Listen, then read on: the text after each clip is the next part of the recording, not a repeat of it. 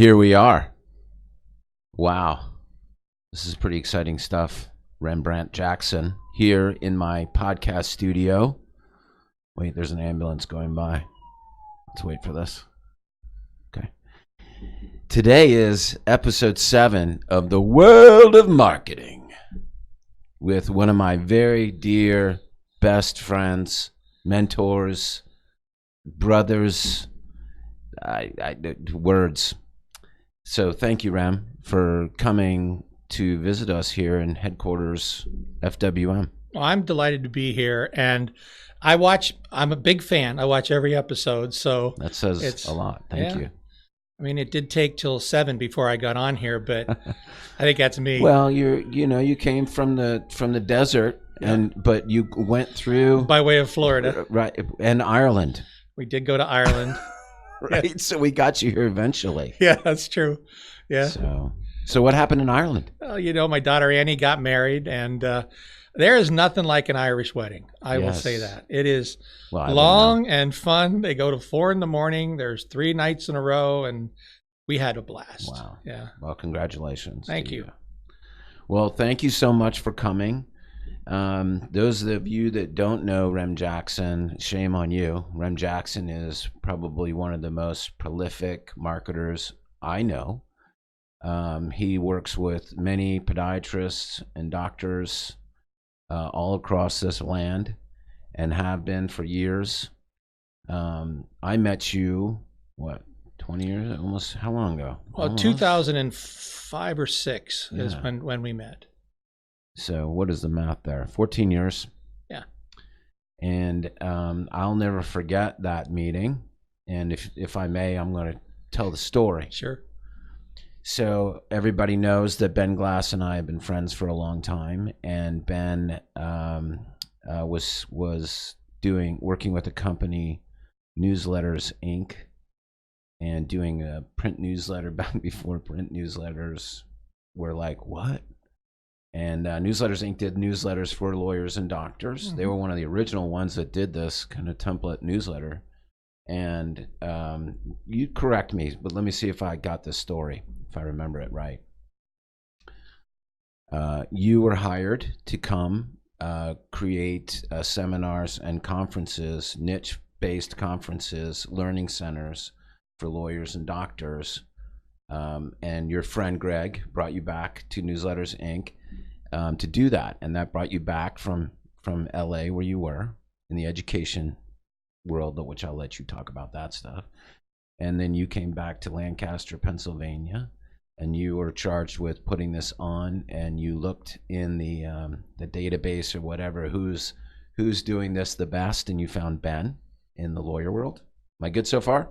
Oh, yeah, I just asked Greg. Greg said, Ben Glass. Right. And so I'll never forget the day that Ben called me, and he said, get this. This guy wants to do conferences, and we kind of had a bbig laugh about it, he and I, and set up the meeting. And it was just right down the street here, and walked in. We were all waiting in the conference room, and you walked in, and you just took over, and let's set it all up, how we're gonna do it.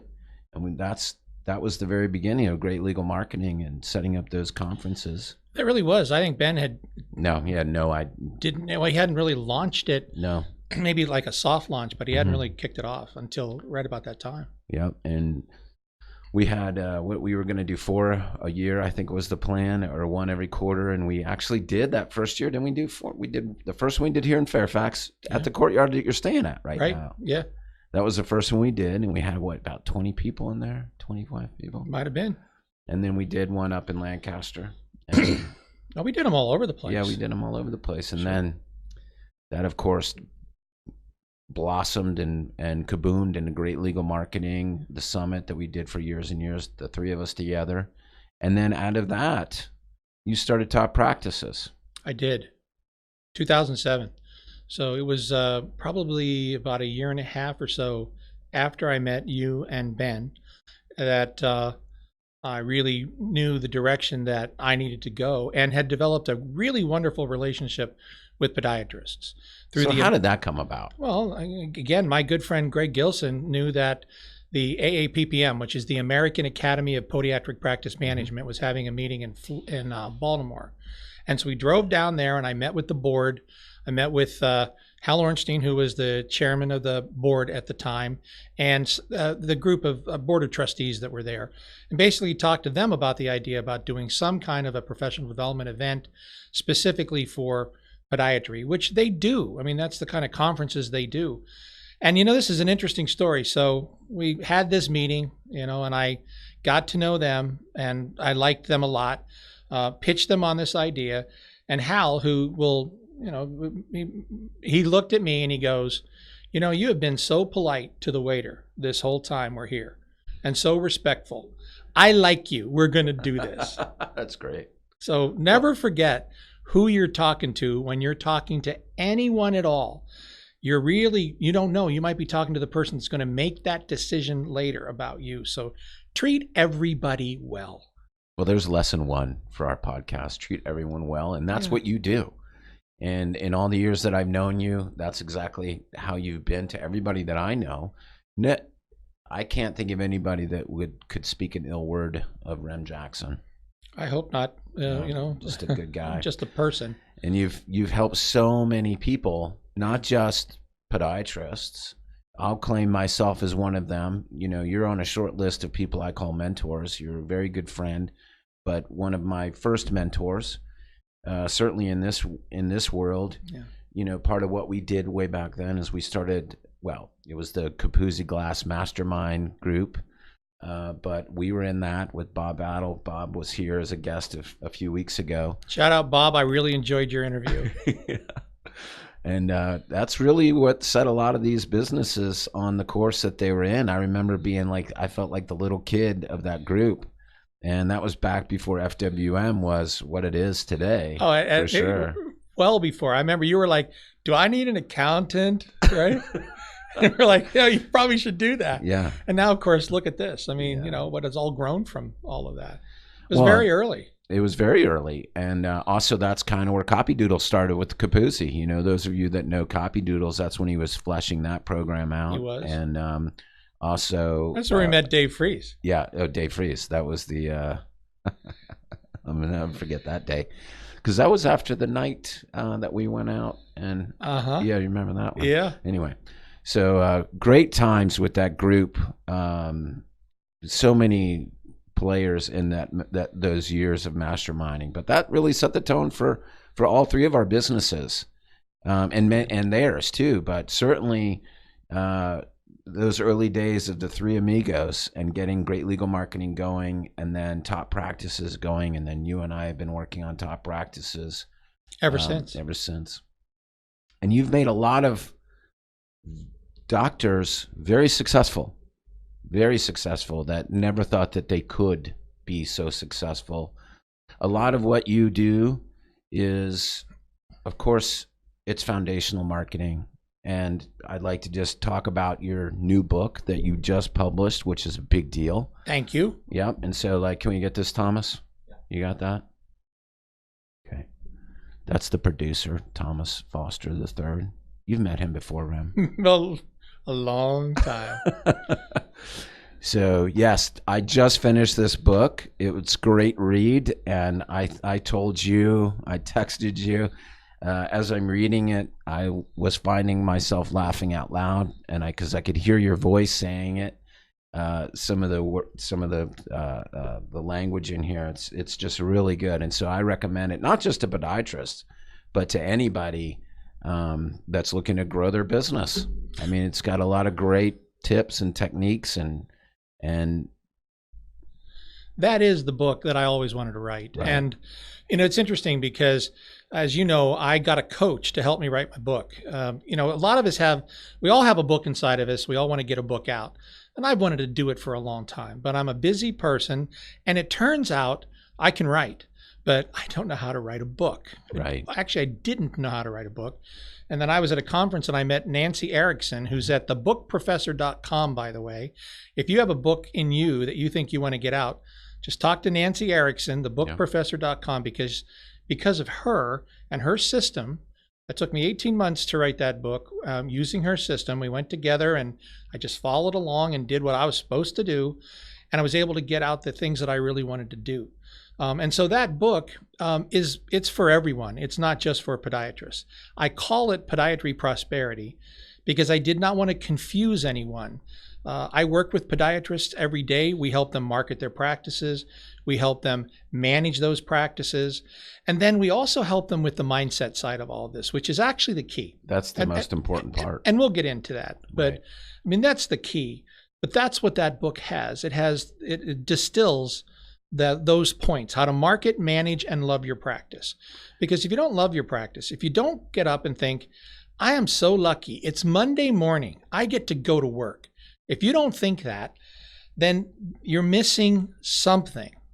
And that, it cannot be missed. So like I used to, you know how people feel like Friday at 4:00 is the best time of the week, right? Because it's all just going to be great. Friday's great, Saturday's great. But on Sunday, people start to develop that sense of dread because Monday's coming. And now for me, I just, when I have that Sunday feeling like tomorrow's Monday, I think, good. I can't wait to get back to work. And that's what you need. That's the mindset that you have to have. So anyway, thanks for the kind words about the book. I worked really hard on it. Yeah, and I'm working with Nancy too. You turned me on to Nancy, and she's been helping me with my book. We'll see how long it takes me. So I was super impressed that you got this done as quickly as you did. That's a big shout out to Nancy. Well, yeah.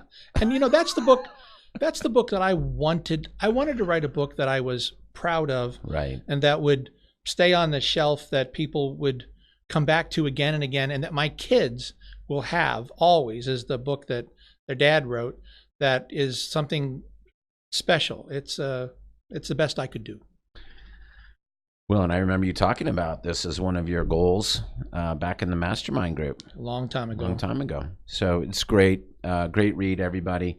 And when I was reading it, it also flows a lot like your summits in terms of the way that you teach and coach your doctors.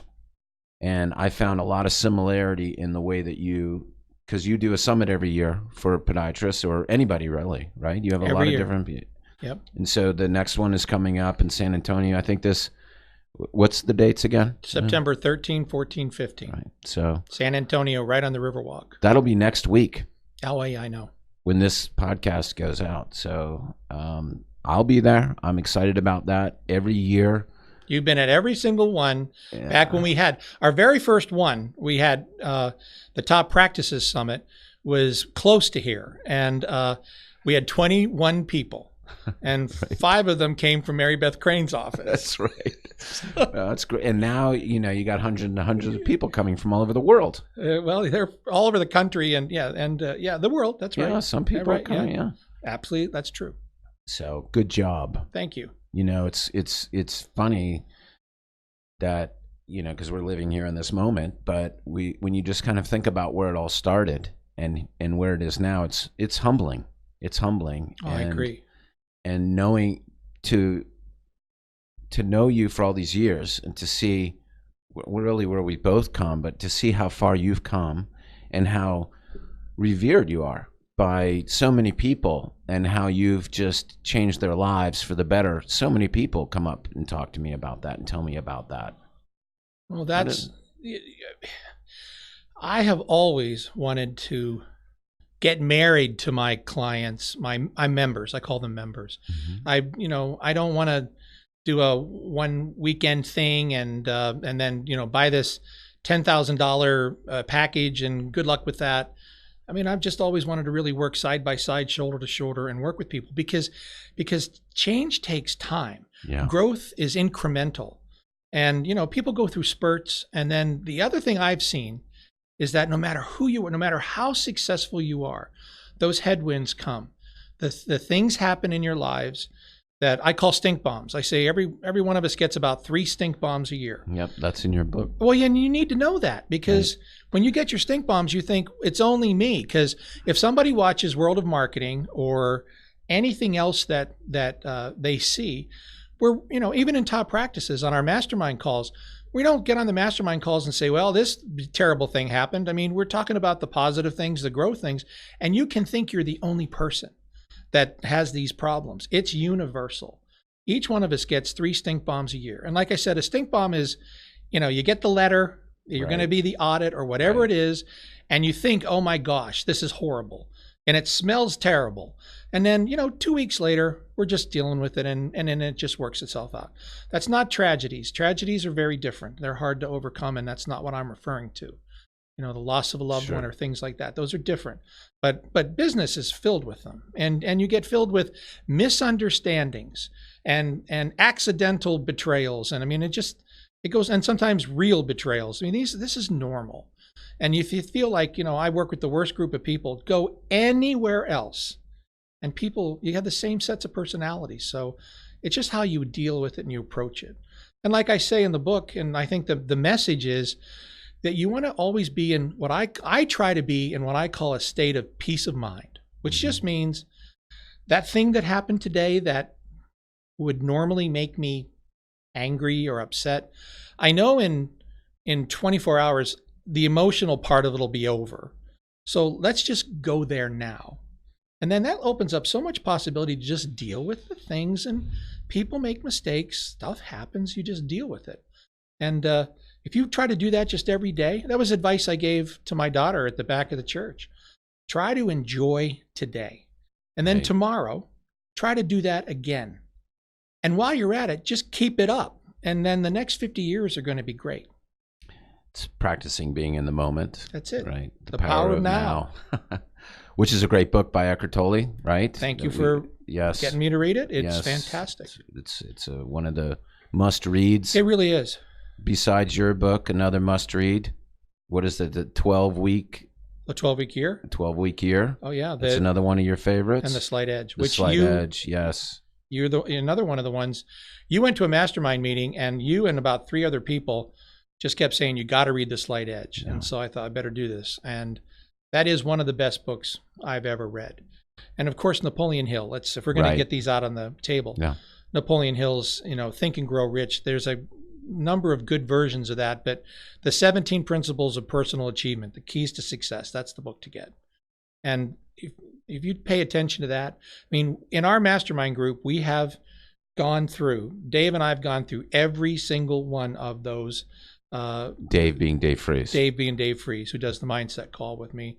We've gone through every single one of those. And back in the day, Ben Glass and I did it too. So I've done them twice. Yeah. And and you can't not look at those principles every single year. So, and that's one thing too I'd like to say about you is your consistency. You're consistent and you're authentic in everything that you do, and shiny new comes and goes, the magic right. And you're laughing over there because I don't do it. Right. It's I remember you and I were at a meeting, and it was you and me and Ben and Bob Battle, a bunch of guys, and Nito Cobain was the guy. He's so awesome. And he was selling some big package. And I looked down the row, and every single one of you were buying, and I thought, well, I got 8 friends that own it, so I'm good. Now, shiny bright object syndrome, that is something I'm cured from. Yeah. I really have a focus. My focus is to serve my top practices members and help them do what they want to do so that they can now exit their practices I was just down in Florida with one of our younger doctors, 2 years in practice. And it's just so much fun to see, can you imagine being that young and to have access to all this kind of marketing, this kind of management, and this kind of mindset? A lot of people say, I wish I'd done this 20 years ago or what have you. So it's fun to be with them in all the different stages they're in. So what do you say to those people that said, oh, I wish I'd done this 20 years ago? Well, that would have been the best time to do it. The second best time is now. Exactly. That's right. So talking about the whole consistency and foundation, you have something called the 4 pillars of marketing, which is pretty much the backbone of everything. Mindset's another kind of thing that underscores everything. But talk to us a little bit about your 4 pillars of marketing, which there's a lot more in his book about it, but give us your Well, the way to, I mean, this is something that I was able to kind of pull together in 2008. But if you think about it, patients can only come to you from one of four places. They can come to you from the internet. And of course, we all know how important that is. Today, in 2007, doctors were like, do I need a website? But, life is very different now. Sure. The second place they can come to you is from medical or non-medical referral sources around you. The third place is from your own list of patients, your database.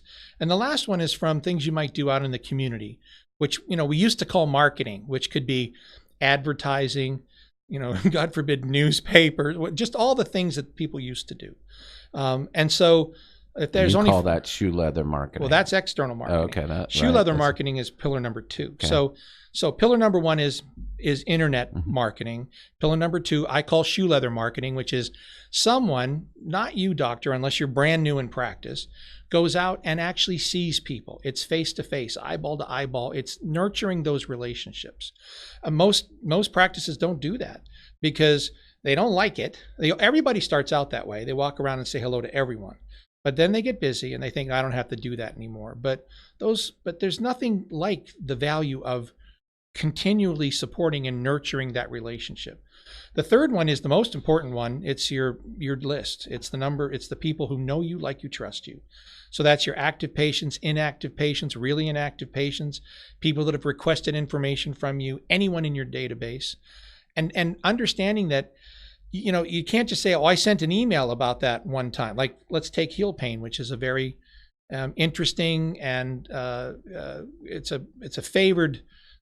Podiatrists love to do work on people that have heel pain, and so I sent an email out about that, last year. I mean, it's a constant, recurring. You have to stay with and nurture that relationship, and let people know you're here and you care without bugging them.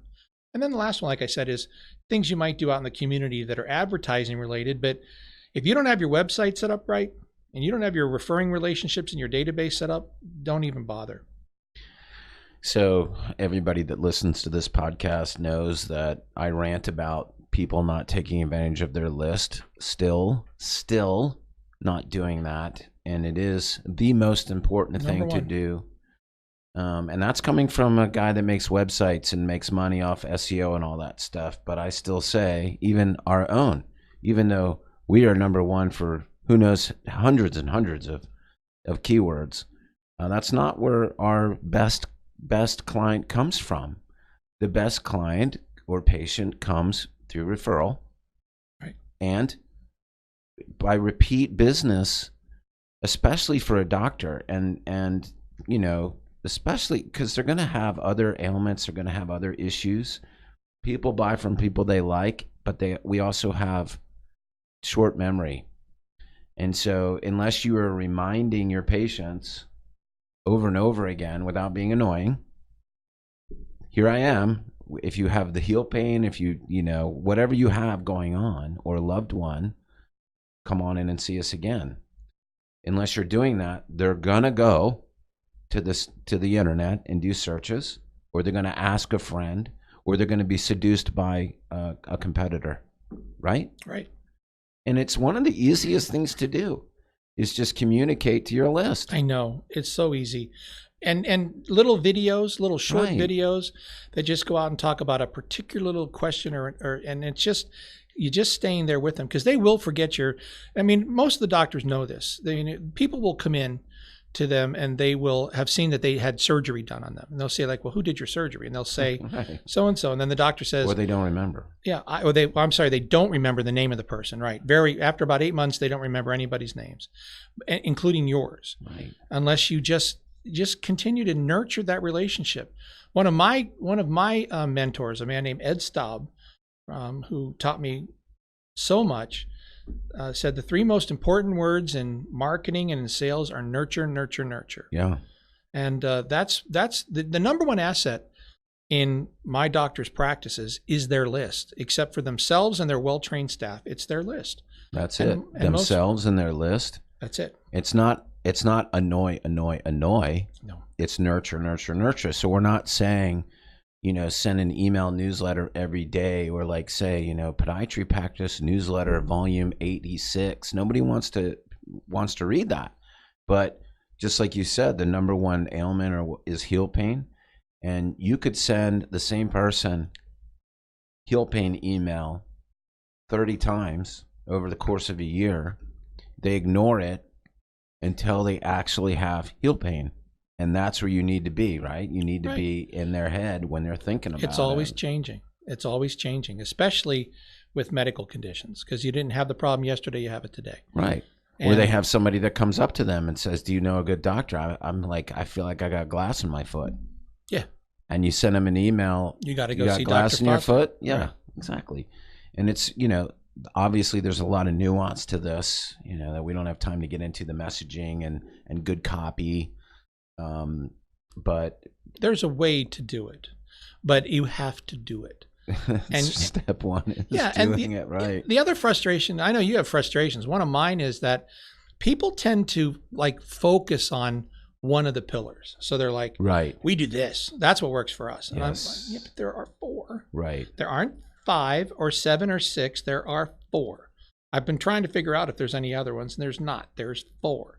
And so you can't not give them their due. Each one of them can produce. I mean, if you want to have a reception room that's filled with as many of the kinds of patients that you want to see, then you need to just take the time, make the investment, and follow the journey of building that.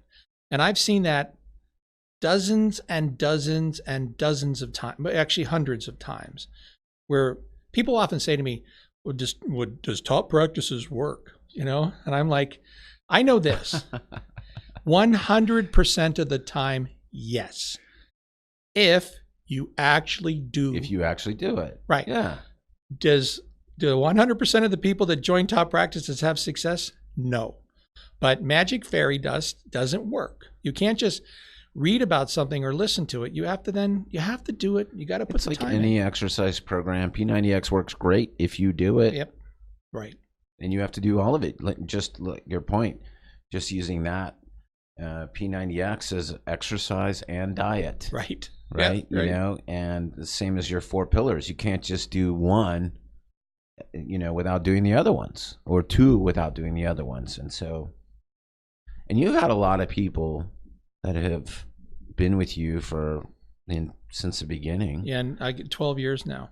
That's that's amazing to me. My original members still here, still working with us every month. So one of them, Mary Beth Crane. Yep. Who was one of the originals. Very originals. Yep. Right.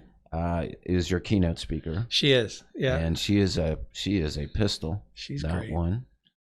And so I mean, like, you got to come. She's fantastic. Great story.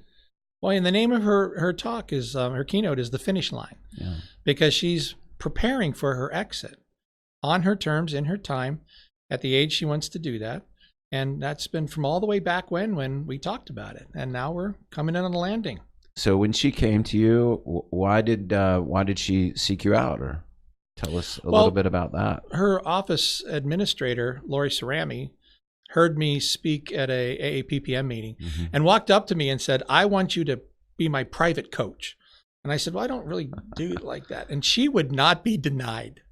So I said, well, okay, let's try that. Sure. So, and then next thing you know, Mary Beth showed up. And the fun part about Mary Beth. So Mary Beth, what was really interesting was she and I really connected in, let's say, September, October, something like that. I think September. I think it's when we had the summit, that very first summit they came. And so she decided that she was going to go on a 90-day blitz. So she went to she had a residence in Florida. She went there and she wrote her website back in those days. Mary Beth wrote her Foster website and she put it all together. She started to work. She worked on her book. And in 90 days, I mean, she was obsessed for 90 days. Anybody can do anything for 90 days. When it was over, she had accomplished more than anyone else had. And then that lifted her up. And then, of course, she didn't maintain that level of intensity, and she kind of built it out into systems and whatever you're supposed to do. But she's always been one of the most one of the best success stories that I can point to, which is why she's my keynote speaker this year. She's just always persevered, and she's had every single problem that everybody else has thrown at and her. a couple extras that other people wouldn't even have survived. And she's always had a great attitude. Oh yeah. Right? Yep. Marathon runner, like super 100 billion mile runner. Yeah, Iron Man. She's like, got the tattoo. Right. Yeah, right. She's tough. I just saw something she posted about she's doing the bike thing, or what is that? The Peloton. Peloton, yeah. So she's a whole year of riding it every day. Yeah. She just did that. She is she's someone to be emulated. And you know, many people have come to me and said, I want to be like Mary Beth Crane. Right. And then some of those people have grown up to where people say, I want to be like Misty McNeil. Right. Who said that to me about Mary Beth Crane. And now they're like, I want to be like her. And you tell them, you know, people are saying the same thing about you. And they just think, really? I mean, what did I do? And, you know, I just transformed your practice. And you have many, Peter Wishney, the Godfather, of course. And you work, Peter came to you around the same time? Exact same time. And he's one of the originals. Right. He's one of the originals, and his practice has grown dramatically. And he's also created what is it? I always think of it, the lasagna. Oh. What do I think lasagna? Because he talks about lasagna, layers and layers, and how do you put things together. And you make a good dish, puts the ingredients and how you do it. That's an example that he uses. Well, what happened was I met Peter before I started Top Practices at a PPM event that I did in Columbus, Ohio. And after it, he came up to me and he said, you know, well, and I had asked, has anybody in here done their goals? And 3 people raised their hands. And of course, Peter was one of them. But then Peter reached into the breast pocket of his coat and he pulled them out, right? Because he had this like Franklin Planner Covey thing. And so I don't know if it was Franklin Covey then, it was a while ago, but he had it all lined out. And he came up and he said, you know, what you did today, teaching other doctors, I want to do that. I want to teach people how to be successful. And I said, well, let's get to know each other, because I didn't know who he was. You know, he seemed great. Like I said, he passed the smell test, but you don't know.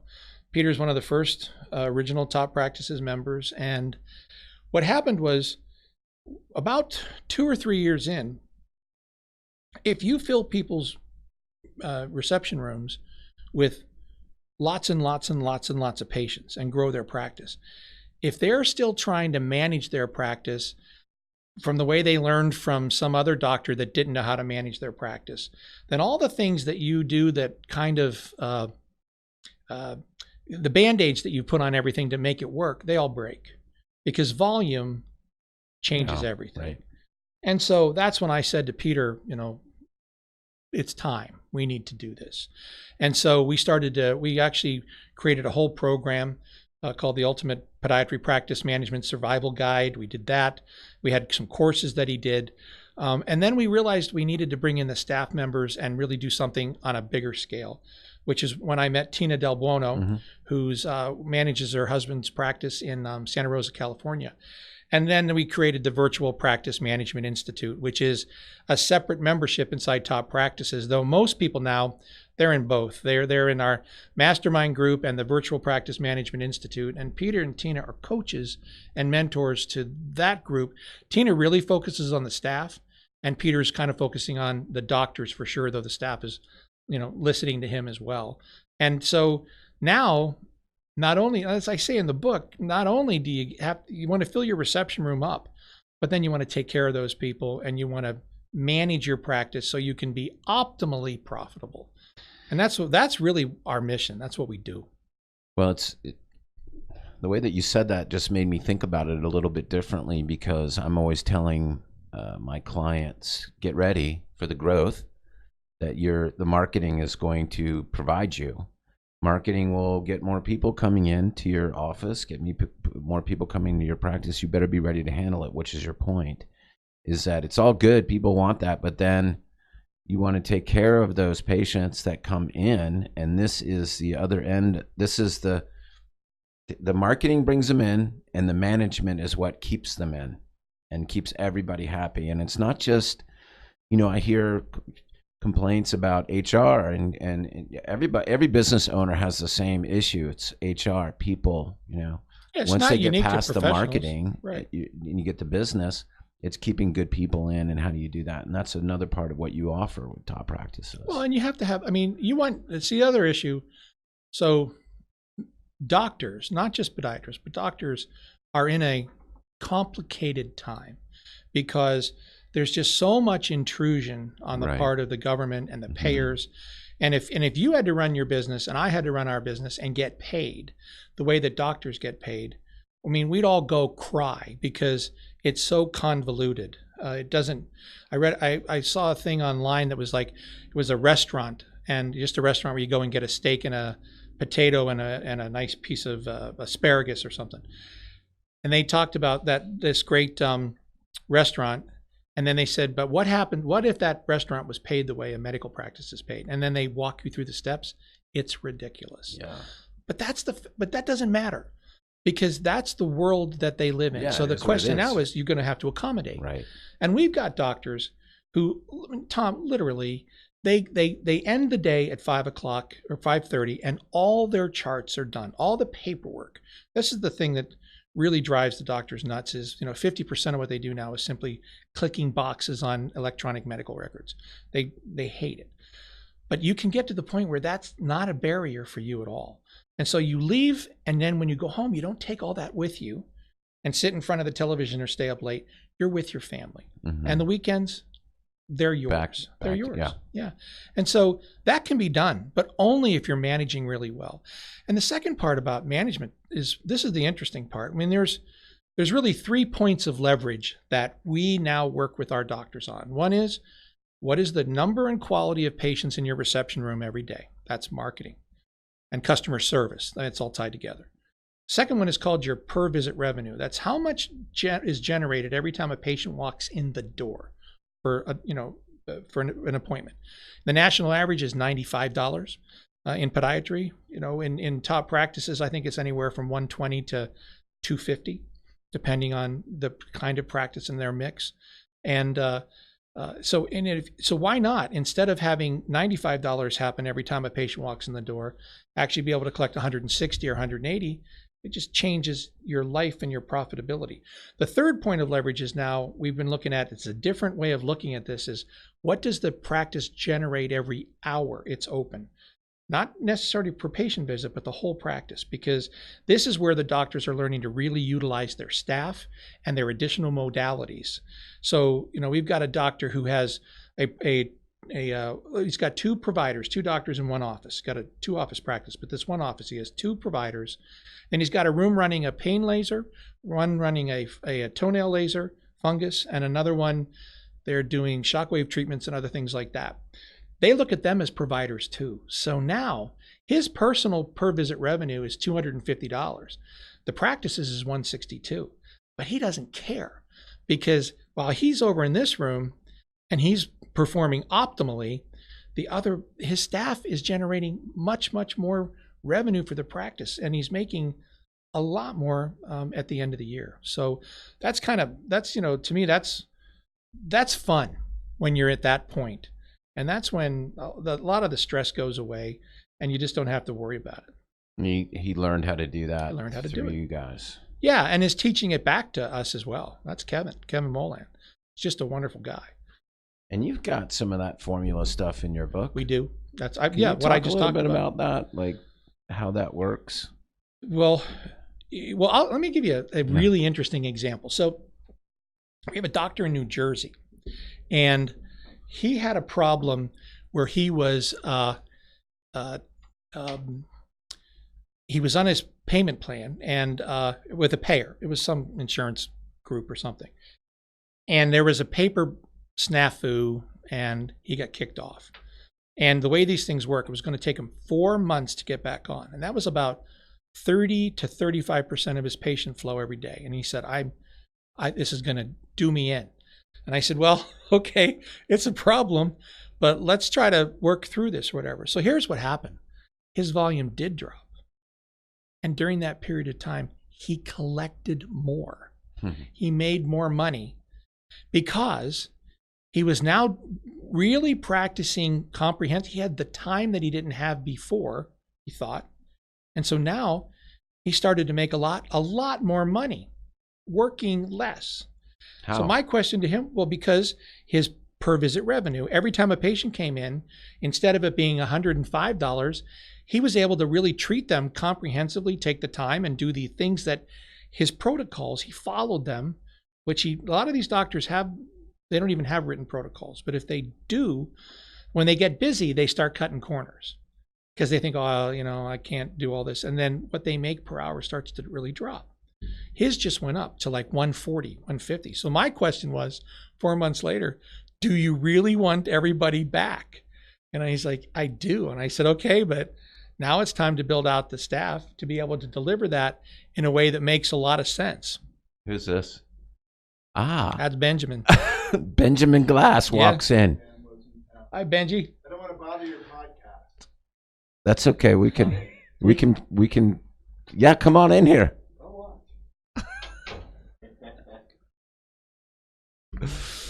Hello, Benjamin. Hey, buddy. You want to wave to? Yeah, you got to be up here, Ben. You got to get in the big camera. The big man's in town, so I thought I'd come and say hello. Meet the puppy. That's good. Yeah, so he ended up, becoming a lot more efficient, a lot more effective. And that is a brilliant, beautiful thing. And I do talk about that in the book because you got to know those numbers. Peter Wishney has said over and over again, know your numbers. If you know your numbers, you always know where your problems are and really, really good things are that you're focused on. But you have to look at them every month. You have to look at all of your analytics, all of the marketing numbers people have to do. But there's so many other, actually, it's not an endless number of numbers. If I know 6 numbers from a practice, it's almost like I can get their vital signs and I know exactly what's going on really quickly. And isn't that what you do with your coaching members every that single you meet month. with? You That's just right. go through the numbers and then deal with the issues. Right. Yeah. That's how it works. Consistent. And in your mastermind group, everybody gets together, shares their. Oh yeah. So as we alluded to in the beginning with the Capuzzi Glass mastermind, where we, met so many great people. Jim Palmer's another one. Yeah, Jim Palmer. Out of that group. Jim sold his house and just goes up and down the east coast of the U.S. Does he live on a boat now? He lives on a boat. Yeah. And in fact, he just had a very poignant post today about the passing of Dan Kennedy. Yeah. Which I know is just something for all of us. And but Jim's living his life, and we met Jim at that original mastermind too. The number one thing.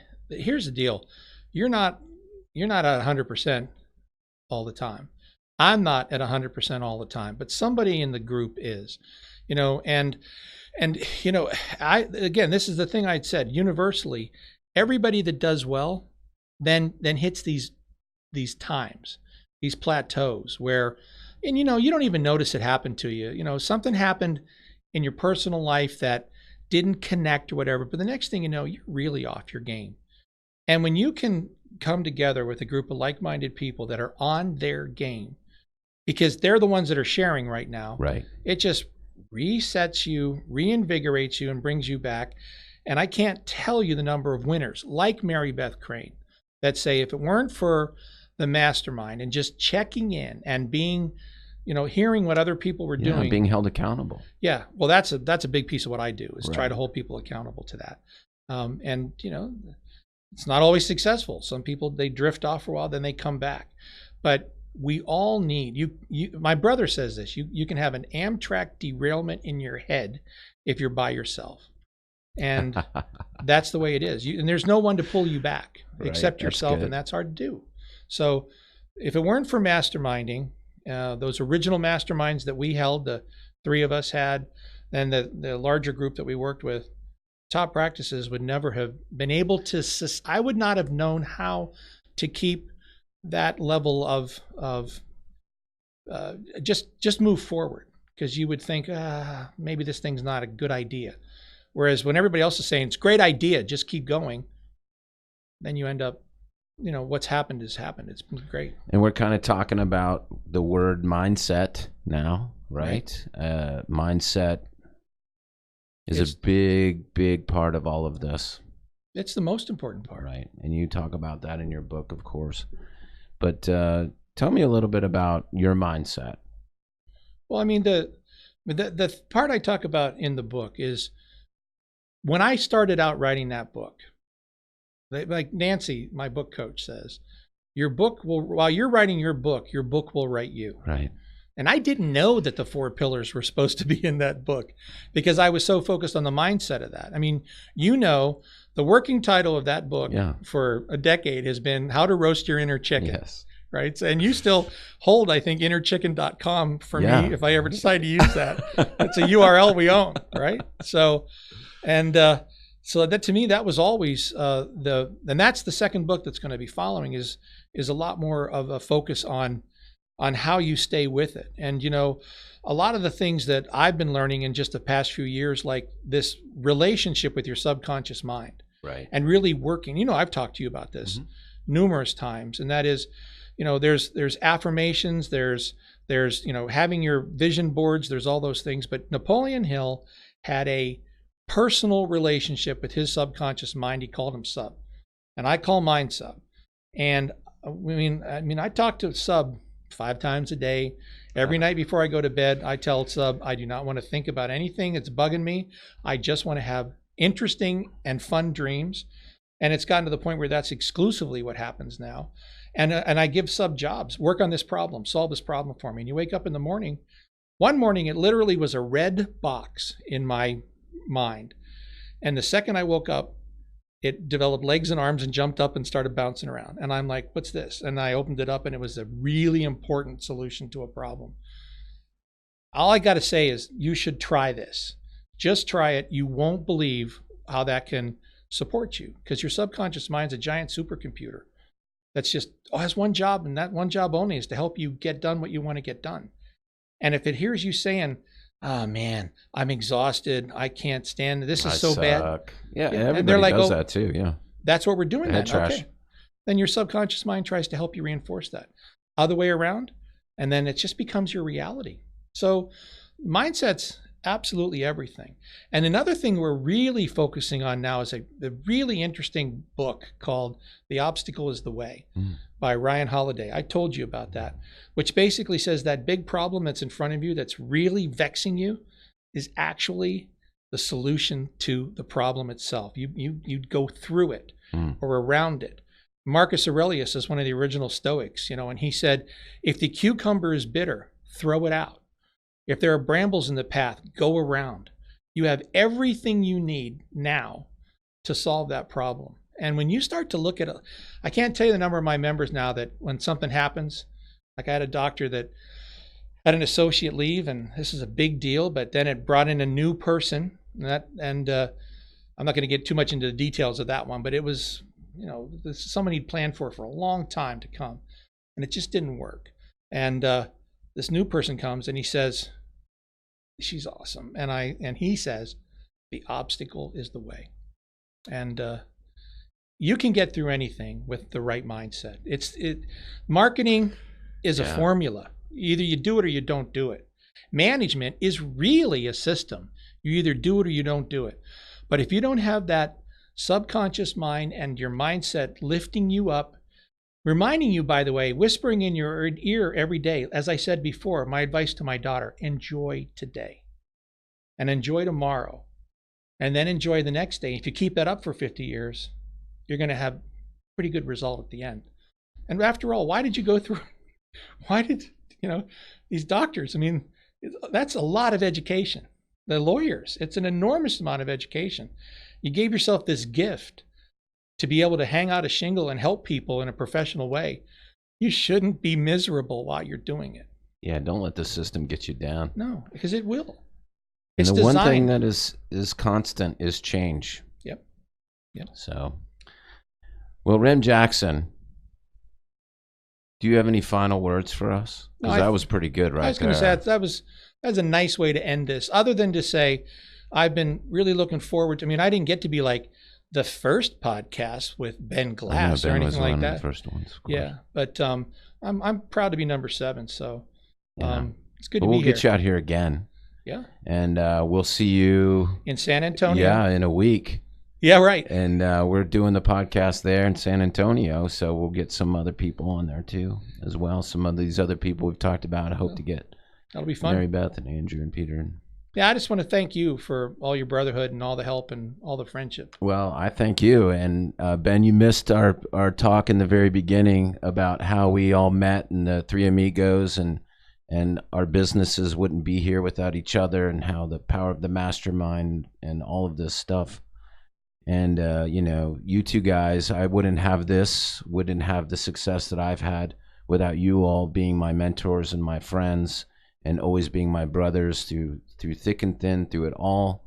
Of course, our lives and our businesses have changed many times over the years, but, we have grown together and we'll keep doing it.